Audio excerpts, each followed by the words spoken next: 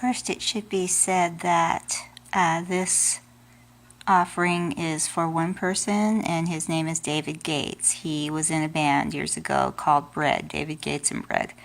And after my husband died, I so much have a thing about unfinished business. I don't like it. I don't like it one bit, because I know that you may not have an opportunity to tidy things up. And that's how life is. Sometimes you just don't. But when you have the opportunity to tidy things up, we should take that opportunity. So this is my effort to do that. On June 14th, 2015, I tried to send an email to David Gates to thank him. That same day, I sent an equally important email to a man whose name is Richard Bach, for writing the perfect words for my husband's side of our gravestone. That one I have confirmation that was received. The one to David Gates never landed to him. And I understand that. I understand wanting to maintain privacy. I absolutely do.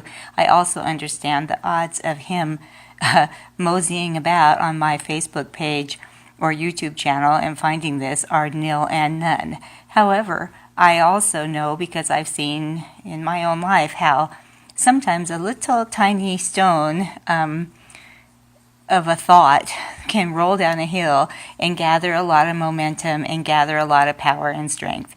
And that's, I guess, my wish. I wish that maybe some way, somehow, someone will tell someone who tells someone who tells someone, and maybe one day this unfinished business will be finished. And that is a thank you letter to David Gates. Hello. I have doubt that this will ever reach the intended recipient, David Gates, but I'll continue with hope that it will. My strong, healthy, productive, brilliant, and oh so loved husband, Bill Whitlatch, was killed in a plane crash on August 1st, 2014.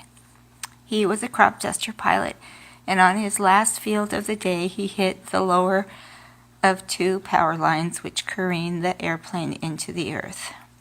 There was a fire in the cockpit which took his life. The 1-year anniversary is approaching soon, and while I've had only 2 days since that have not been met with tears, I need you to know that your music has helped me more than anyone will ever know. At his service, the first song that played was Everything I Own, and I have listened to it every day since. After our 27 years together, he knew well how I loved your music. When he came home after flying around Fall River, he'd fling the door open and announce, "Pookie," his nickname for me, "I flew over your boyfriend's place today." I have always been the happiest person I know, and continuing without him has been the challenge of my life. We had one of those marriages that others can only dream about, and my life, as I knew it, ended with his final breath. I won't take any more of your time, whoever may be reading this, except to say thank you for these songs that truly make up the soundtrack of my life.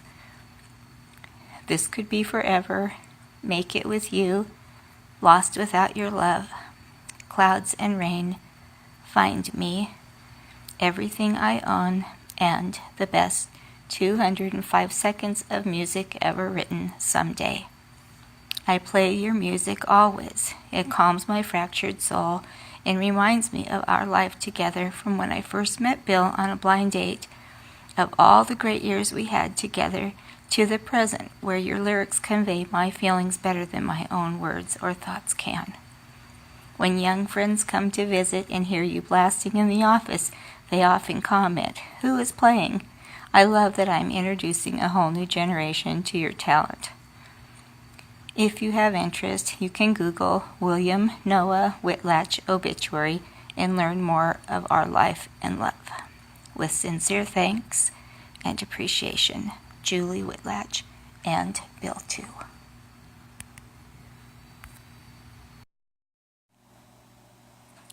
Okay, just to be clear, the email letter that I just read to you was written on June 14th of 2015. And I had this real sense of urgency to take care of unfinished business. Like I said, I didn't like it then and I don't like it now.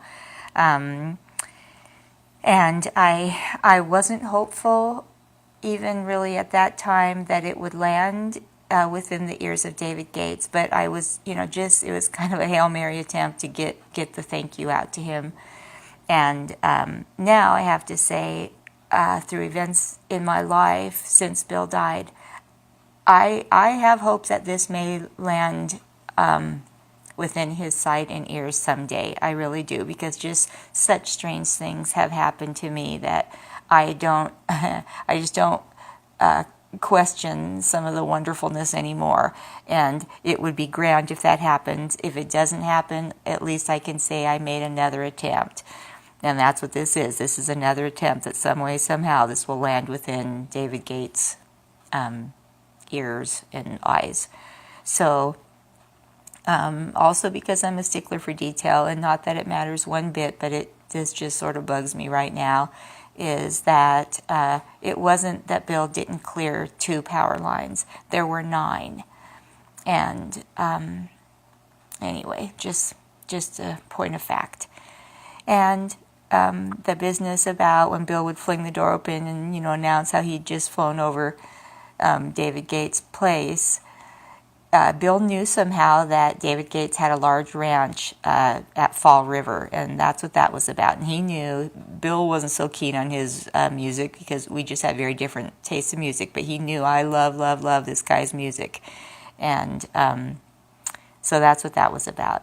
And again, this is my, I won't say last attempt, because I'm one not to give up on things that are important to me. And this is important to me. This is unfinished business, and it's very, what those songs, how those songs helped me, I can't measure. I just can't measure. It was incredible. I truly felt like they conveyed the soundtrack of my life. I still do. And so, if David Gates, if you are hearing this, I just thank you. And I like to write, but I could not write. I could not put in words what you did in those songs. And thank you for getting me through a really incredibly challenging time of my life. Thank you. Bye.